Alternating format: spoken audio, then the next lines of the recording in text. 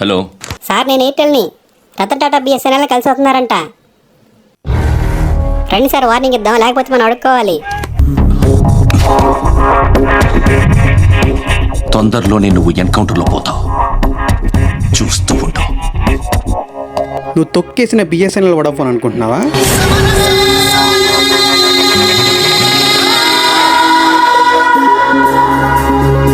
ఎలా తొక్కేసావు చెప్పనా?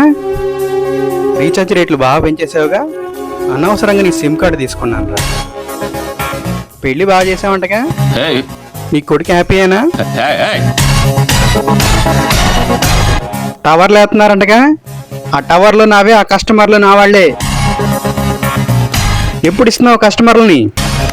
ఏయ్, మణి తీయరా.